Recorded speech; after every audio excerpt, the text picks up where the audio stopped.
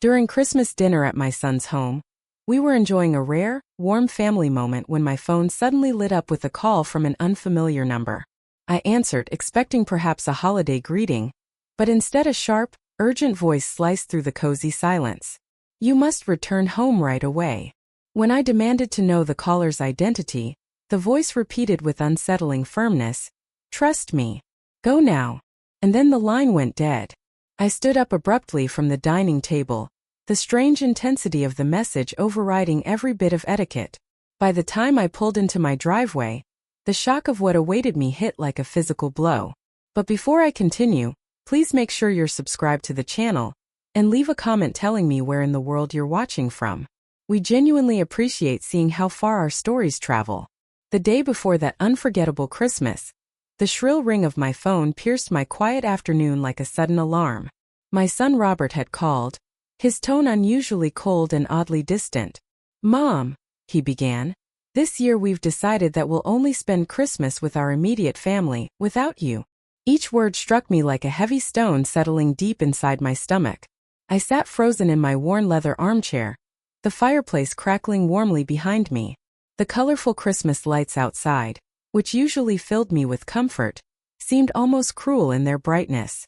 "But son, we always spend Christmas together. Did I do something wrong?" I whispered, barely able to process the shock. "Nothing happened," he replied firmly. "We just want a quiet holiday." Victoria agrees completely. A painful tightness wrapped around my chest. Victoria, my kind daughter-in-law, who always saved the turkey wishbone for me, who just last month had asked for my late husband John's treasured stuffing recipe. When the call ended, I remained seated for a long, still moment, watching the outdoor Christmas lights blur into faint streaks through the unwanted dampness filling my eyes. The grandfather clock chimed 8, each heavy note echoing the finality in Robert's voice. Outside, large flakes of snow drifted down in thick clusters. Houses across the street glowed with warm golden light. Families gathered at dinner tables, sharing joyful stories and heartfelt laughter. The Smiths' beautifully decorated Christmas tree was visible through their window, gifts piled neatly beneath its branches. "What did I do wrong, John?" I whispered to my reflection in the cold glass.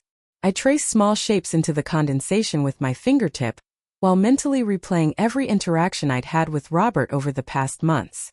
Had I pushed too hard to keep traditions alive? Held on too tightly to the rituals that preserved John's memory?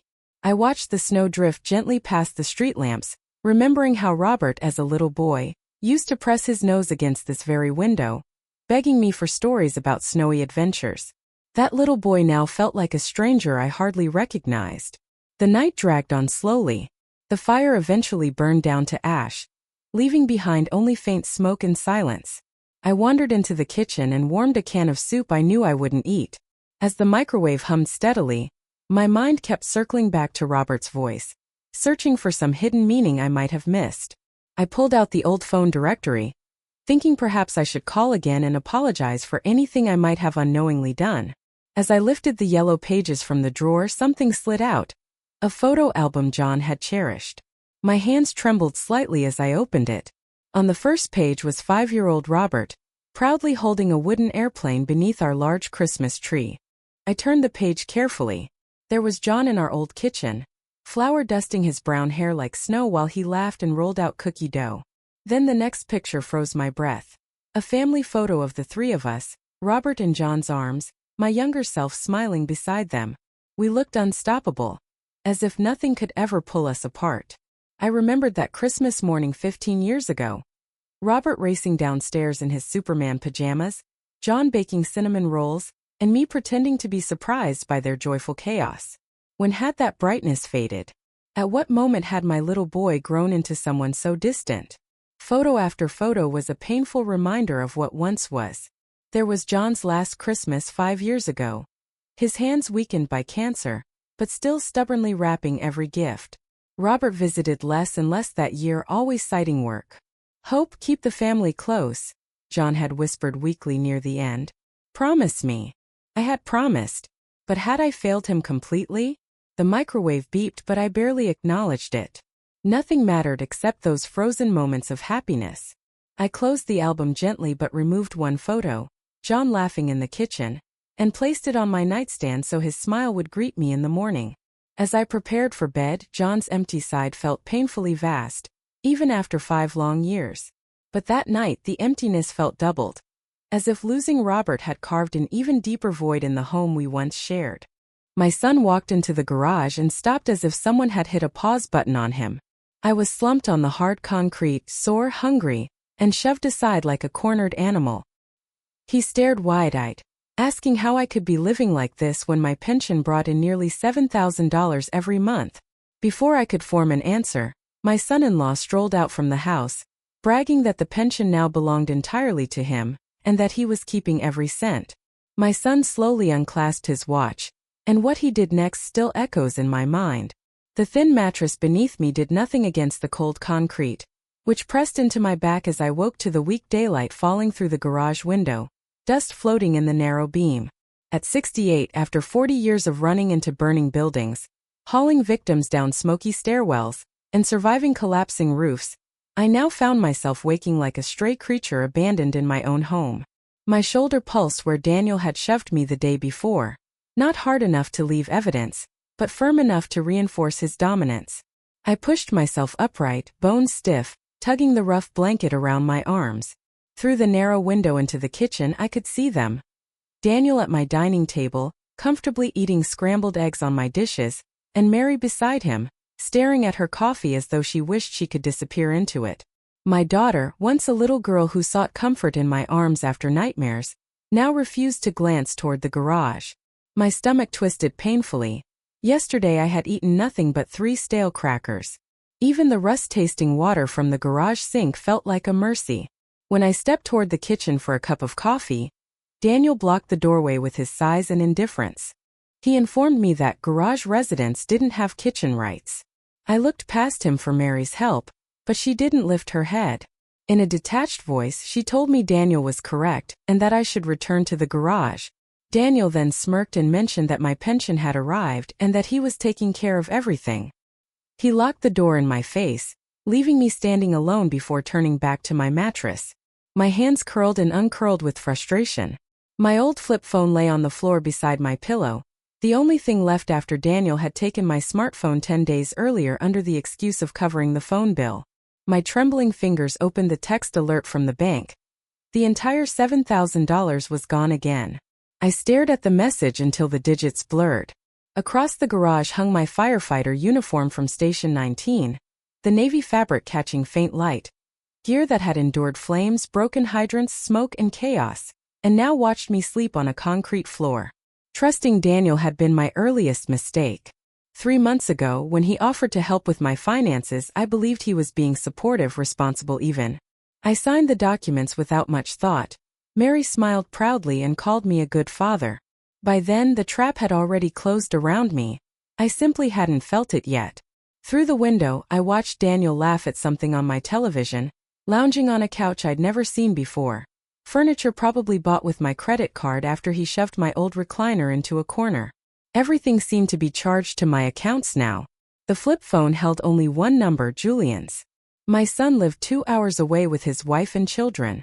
I hadn't spoken to him in months because Daniel confiscated my smartphone before I could call, and the flip phone had no remaining credit. My reflection stared back from the window. Thinner, bruised, with a gray untrimmed beard and tired eyes.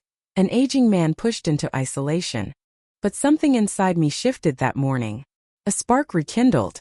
I had spent decades charging into fires, hauling strangers out of burning rooms, surviving collapsing structures, and facing danger head-on. The city mayor once shook my hand at my retirement ceremony. Now I was treated as a burden by people living under my roof.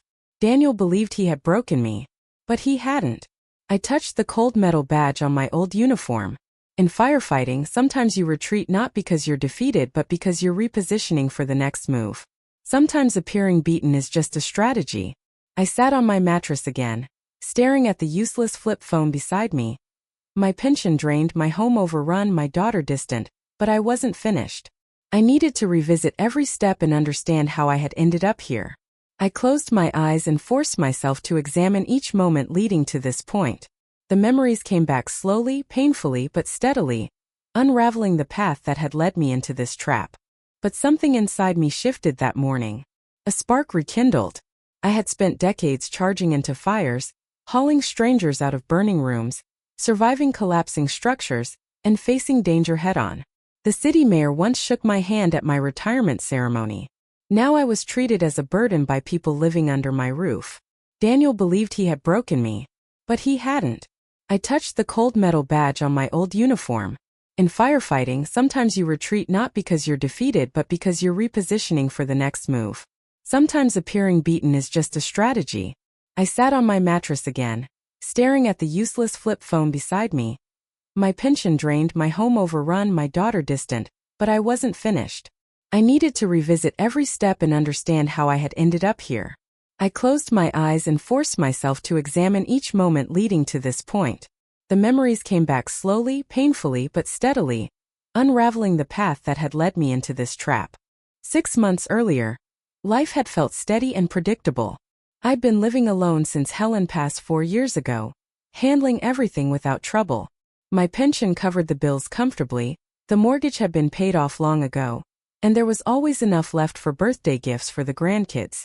Then Mary called one afternoon sounding shaken.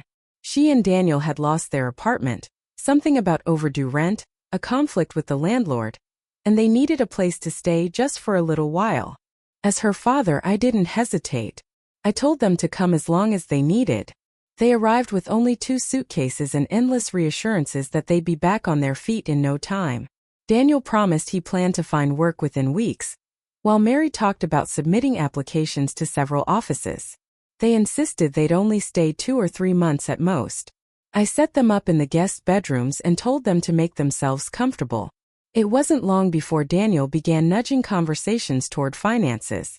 One evening in June after dinner, when Mary was washing dishes and humming softly, Daniel sat at the table with a folder of printed documents. He spoke gently, offering to help me manage my bills and pension payments so I could relax more in retirement. I told him I appreciated the thought but could handle my own affairs. He insisted that in case I fell ill or missed a payment, a power of attorney would simplify things. He described it as limited, strictly for banking convenience, nothing more. Mary approached then, setting a cup of coffee in front of me, kissing my cheek, saying Daniel was good with finances, and that this would make life easier for all of us. Asking repeatedly if it was really standard for families, I was reassured by both of them. Daniel even told a story about his uncle doing the same for his grandfather. Eventually, worn out from the long day, I signed the pages without dissecting the dense legal language. 3 signatures here, initials there. Daniel guided my hand through each line. I didn't think I had reason to doubt either of them. The trap had already been placed. I simply hadn't realized I had walked straight into it. For the next couple of months, everything appeared normal. Bills were paid, the pension arrived as usual, and Daniel mentioned he had transferred the income into a joint account to simplify tracking expenses, but assured me I could access money anytime I needed. First, I believed him. Then in late July, while sorting mail at the kitchen table, I opened a bank statement out of habit and froze at the balance, $347. That was impossible. Even after paying regular bills, thousands should have remained. I called the bank, and the representative patiently explained that my pension was indeed still being deposited, just not into the account I was checking. It was automatically transferred into a newly created joint account that I supposedly shared with Daniel. Shaken, I found Daniel in the living room watching television. I confronted him about the accounts. He barely looked at me and said the joint account was more efficient. When I told him I needed my own access, he waved me off, saying he'd give me money as needed. Something hardened in his eyes, something I had not noticed before. "It's better this way," he said. "Trust me." That was the first alarm bell. Slowly, I began noticing other things. The expensive laptop that appeared in the spare bedroom, the pricey food Daniel brought home, the new jacket Mary wore with the $300 price tag still on it, and the sleek furniture that replaced my old pieces without my consent. And then the credit card statement arrived, pages filled with purchases I had never made. Electronics, fine dining, clothes, decor, thousands of dollars gone each month. My thousands. Eventually, worn out from the long day, I signed the pages without dissecting the dense legal language. 3 signatures here, initials there. Daniel guided my hand through each line. I didn't think I had reason to doubt either of them. The trap had already been placed. I simply hadn't realized I had walked straight into it. For the next couple of months, everything appeared normal. Bills were paid, the pension arrived as usual, and Daniel mentioned he had transferred the income into a joint account to simplify tracking expenses, but assured me I could access money anytime I needed. First, I believed him. Then in late July, while sorting mail at the kitchen table, I opened a bank statement out of habit and froze at the balance, $347. That was impossible.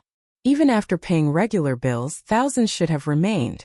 I called the bank, and the representative patiently explained that my pension was indeed still being deposited, just not into the account I was checking. It was automatically transferred into a newly created joint account that I supposedly shared with Daniel. About a month ago, unable to ignore the truth any longer, I confronted Daniel again while Mary was out grocery shopping. He was sitting in my recliner, feet up, drinking my beer. My voice trembled with frustration as I held up bank statements, demanding to know where my pension had gone. He placed the beer down slowly, rose from the chair, and stepped toward me. "Our money," he corrected. "You signed everything over. I manage it now." I told him he was stealing from me, and that I never intended to give him total control, only convenience. He closed the distance fast, towering over me, and I stepped back on instinct. He said in a cold, deliberate voice that power of attorney meant complete financial control, and if I caused trouble, he would have me declared incompetent. "You're old," he said bluntly. "Forgetful. Not able to handle your own affairs." Eventually, worn out from the long day, I signed the pages without dissecting the dense legal language. 3 signatures here, initials there. Daniel guided my hand through each line. I didn't think I had reason to doubt either of them. The trap had already been placed. I simply hadn't realized I had walked straight into it. For the next couple of months, everything appeared normal. Bills were paid, the pension arrived as usual, and Daniel mentioned he had transferred the income into a joint account to simplify tracking expenses, but assured me I could access money anytime I needed. First, I believed him. Then in late July, while sorting mail at the kitchen table, I opened a bank statement out of habit and froze at the balance, $347. That was impossible. Even after paying regular bills, thousands should have remained. I called the bank, and the representative patiently explained that my pension was indeed still being deposited, just not into the account I was checking. It was automatically transferred into a newly created joint account that I supposedly shared with Daniel. Think about a state home. Then he pushed me. Not a punch, not something that would leave marks, but a hard shove that sent me crashing against the wall. My shoulder hit first and pain shot through me. When Mary returned minutes later and saw me clutching my shoulder while Daniel sat calmly sipping beer, she didn't ask a single question. She simply looked from him to me and remained silent. That was the moment I realized she wasn't being deceived. She was choosing not to see the truth. 2 weeks later, the mask completely fell away. Daniel called me into the dining room and announced a new arrangement. According to him, I was taking up too much space in the house. The garage, he claimed, had everything I needed. A mattress, a sink, a toilet, and I would stay out there unless given permission to enter. I attempted to protest, but he cut me off with a threat. Either move to the garage or he would call social services and have me evaluated for cognitive decline. Faced with that, I carried my mattress outside that night as they watched television in the living room, saying nothing. In the blistering August heat, while I sat in the dim garage holding the dead flip phone, every piece of the trap finally clicked into place. For weeks I had thought like a victim, cornered, helpless, afraid. But victims do not survive burning buildings. Firefighters do. And firefighters don't panic. They assess the structure.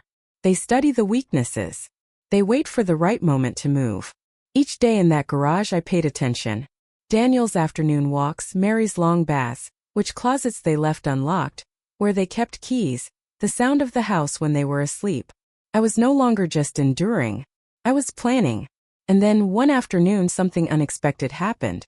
A sound I recognized instantly broke the quiet, the slightly rattling exhaust of Julian's old Honda. My breath caught. Hope and dread collided inside me. I didn't want him to see me like this, but the car door shut, footsteps approached the house, and I heard his familiar voice through the walls calling out for me. Mary tried to intercept him with a nervous tone, but it didn't matter. Julian was already heading for the garage. I froze. I couldn't warn him or hide. I could only stand there as the door swung open and the light from inside flooded over me. When Julian threw open the garage door, the bright light behind him carved his silhouette into a sharp outline. As he stepped inside, his expression shifted through confusion, shock, and horror in the span of a heartbeat. His eyes darted from the bruise on my face, to the thin blanket, to the bare mattress on the concrete. "Dad, what on earth happened to you?" he whispered, his voice cracking. I couldn't answer. My throat felt dry and tight, and I stood there like a man stripped of words. Julian crossed the garage in only a few strides and gripped my shoulder gently. "You're living out here? Why, you get nearly $7,000 every month." Before I could respond, Daniel appeared behind him, filling the doorway with smug confidence. "That pension? It's mine now," he said.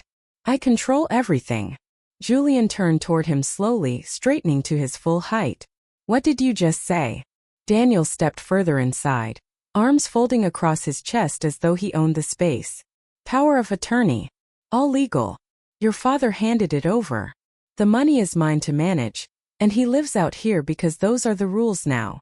Behind him, Mary hovered in the doorway, pale and silent, as though bracing for impact.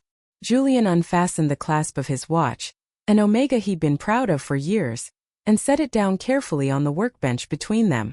"Take the watch," Julian said quietly. "Take it and leave this house right now." Daniel blinked, confused, fumbling between arrogance and surprise. Julian repeated himself, slower this time. "Take it. Last chance." Daniel bent down, picked it up, inspected it, and set it back down. "Why settle for that?" he laughed. "When I get $7,000 every single month without lifting a finger?" His smirk said he believed he was untouchable. He claimed the pension was legally his and dared Julian to call the police, insisting that authorities would back him up because the papers were in order. Mary tried to interject with a stammered plea for Daniel to stop, but Julian cut her off sharply. His voice, normally warm, had turned cold and controlled. "Not a word," he told her without looking in her direction. "I'll deal with you later." Julian slipped his hand into his pocket and pulled out his smartphone. Daniel rolled his eyes, assuming it was an empty threat, repeating again that everything he'd done was perfectly legal. He even gestured toward the garage setup, my mattress, the rusted sink, the dim light, and declared I lived here because this was the new arrangement. I watched Julian's expression darken. Something in him changed, and though his face stayed calm, his eyes hardened. He held the phone slightly angled, his thumb moving across the screen.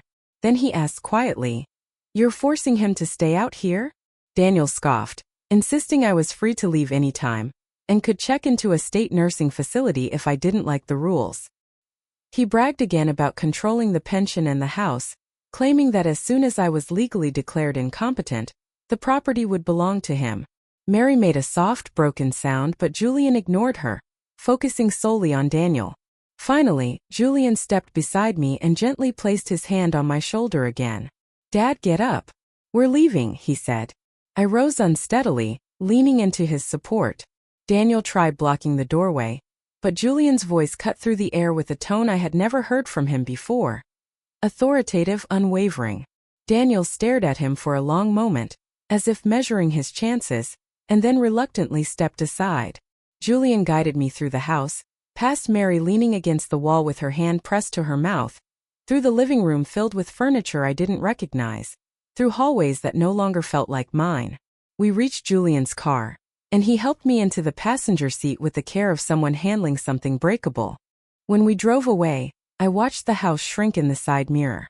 Daniel stood in the doorway with crossed arms and an expression of misplaced triumph, completely unaware of what Julian had just set in motion. Inside the car I sat quietly, hands clasped in my lap, staring out at the neat suburban houses, each glowing with warm lights and ordinary lives. After several minutes I murmured, "You shouldn't have seen all that." Julian kept his hands firmly on the wheel, jaw tight. "How long has this been happening?" he asked through clenched teeth. I hesitated before answering.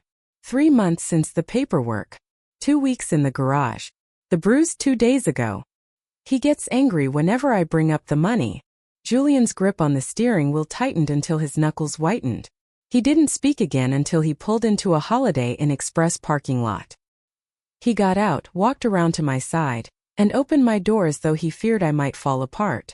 We stepped through the lobby together, and Julian paid for a room with his corporate card, calmly explaining to the receptionist that we were visiting family. He requested 2 key cards, then led me to the elevator. We rode in silence, the soft hum of machinery the only sound between us.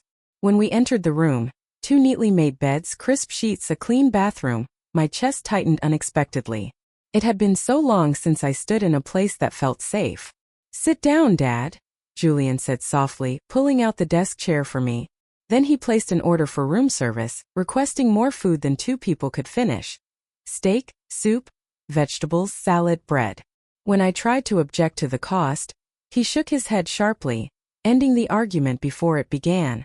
When the food arrived, he placed the plate in front of me. The steak steamed, rich and fragrant, and my hands trembled as I cut into it. "When did you last eat?" he asked quietly. "Yesterday," I admitted. 3 crackers. He watched me with an expression I couldn't quite decipher. Anger, sadness, guilt. Something heavy and painful.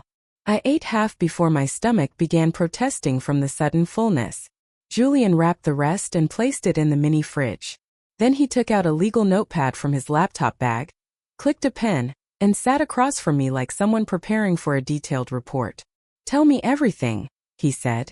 "Start at the beginning. When did Daniel first bring up power of attorney?" And so I began recounting it all. May, the kitchen table, Daniel's convincing tone, Mary's reassuring smile, my own signature on pages I barely understood. Julian wrote down dates, amounts, specific words.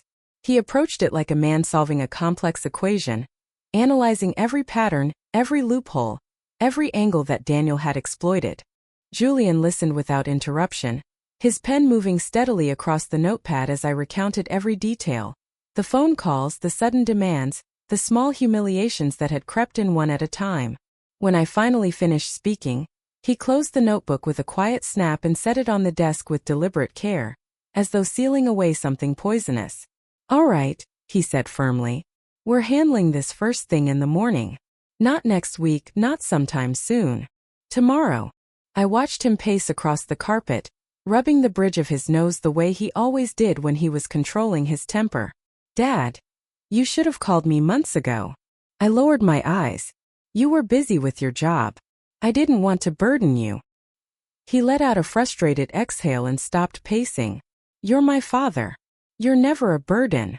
That night he insisted I sleep in the bed near the window, pulling the blankets up over me like when he was a child tucking in his stuffed animals. It had been years since anyone had treated me so gently. I lay awake for a long while, listening to the hum of the heater and Julian's steady breathing from the opposite bed. When sleep finally pulled me under, it was heavy and dreamless. Morning sunlight seeped through the curtains, warm and gold, and for a moment I forgot about the garage, the bruises, the betrayal. Julian handed me a cup of coffee and a breakfast sandwich, already dressed in a neatly pressed shirt. "Eat," he said, and then held out the notepad again. "We need to go over your account one more time before we head to the police station." His efficiency was comforting. It made the chaos feel solvable. After breakfast, we checked out of the hotel and drove straight to the precinct. Inside, the officer at the desk listened attentively as Julian presented the detailed notes. Another officer joined us, guiding us into a small interview room where I repeated the events again. This time officially with dates, times, and descriptions of Daniel's threats. They photographed my bruised cheek and the marks on my arm, cataloging everything. Julian sat beside me, shoulders squared, grounding me with his presence. The officers explained that the case would involve financial exploitation, theft, possible elder abuse, and misuse of legal authority. They assured me an investigator would follow up within a few hours. When we stepped outside again, the winter air felt sharp and new, as though the world itself was urging me to breathe deeply after months of suffocation. Julian took me to lunch at a small diner afterward. I picked at my food, still processing the whirlwind of the morning. He, on the other hand, ate with calm determination, as if fueling himself for a fight he'd been preparing for. "Next stop," he said, sliding the last bite of his sandwich aside, "is the bank. We need to freeze every account Daniel touched. At the bank, a manager escorted us into a private office after Julian displayed the documents proving Daniel had abused his authority. I watched as they pulled up long strings of transactions, withdrawals I had never authorized, purchases I'd never made, transfers disguised as household needs. The list felt endless. With every line of unauthorized spending, Julian's jaw tightened. "Freeze it," he told the manager. Immediately. Papers were signed, accounts secured, passwords replaced with new ones that Julian set up himself. The manager assured us Daniel would no longer have access to a single cent. For the first time in months, I felt a fragile sort of relief. Something had shifted. The tide was turning. From there, Julian drove us to a law office where he had already scheduled an appointment. The attorney, a calm woman with sharp eyes, skimmed through our documents and nodded slowly. "This is classic financial exploitation," she said. "We'll revoke his power of attorney today." She drafted forms while Julian reviewed each section meticulously. I added shaky signatures where she pointed. When it was done, the attorney filed the revocation immediately and provided certified copies. "If Daniel tries anything else," she said, "he'll be facing felony charges on top of everything else." Hearing that made my hands tremble. Not with fear, but with the strange sensation of safety returning piece by piece. When we stepped out of the office, Julian let out a long breath. "One more place," he said, unlocking the car. "Social services. They need to know what he's done so you're fully protected from any retaliation." The social services building was cramped and busy, but a caseworker ushered us into her small office. She listened patiently as Julian described the situation, and she nodded sympathetically. "Elder exploitation cases are taken very seriously," she told us. "We'll assign you a social worker who will check in regularly."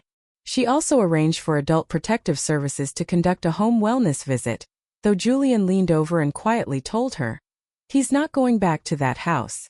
She agreed it was not a safe environment. By the time we finished there, the sun was lowering in the sky. We got back into the car, and I realized how exhausted I was. It had been so long since anyone fought for me, so long since I'd felt seen rather than managed like an inconvenience. "Let's get you settled," Julian said, driving toward a furnished apartment complex not far from his office. He had already arranged a short-term rental. The building was quiet, clean, and warm.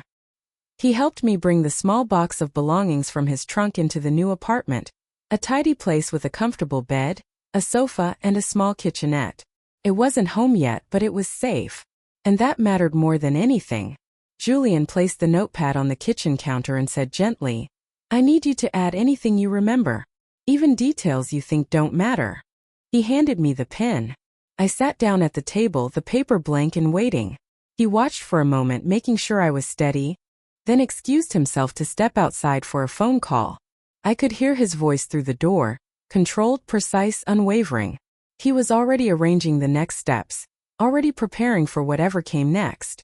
Alone in the quiet apartment, I held the pen above the page and took a deep, steadying breath. Then I began to write, determined to record everything before the memories blurred. For the first time in a long time, I felt the faint stirrings of strength returning. The next morning arrived quietly, the kind of stillness that follows a storm. Sunlight spilled across the small apartment, warming the kitchen table where the stack of rescued documents rested. My husband's will, the investment papers, the evidence of everything Daniel had tried to take. As I poured myself a cup of coffee, a sense of clarity settled over me. The betrayal had been brutal, but its sharpness was beginning to dull, replaced by a steadier resolve. I sat down and reread every page, letting the truth settle in for good this time. These papers were not simply numbers. They were the sum of decades of shared effort, late nights, self-denial, and plans my husband and I had carefully built together. They represented a legacy meant to help others, not fuel someone's greed. My phone vibrated softly on the table, and I recognized the number immediately. It was Melissa. Her voice sounded raw, as though she'd been crying all night. "I didn't know," she whispered. "I swear to you I had no idea about the accounts or the withdrawals. If I had known, I would have stopped him." I closed my eyes, letting her words settle. "No part of this is your fault," I told her. "You trusted him just as I did." She drew in a shaky breath. I've already spoken with a lawyer. I'm filing for divorce. The children need stability.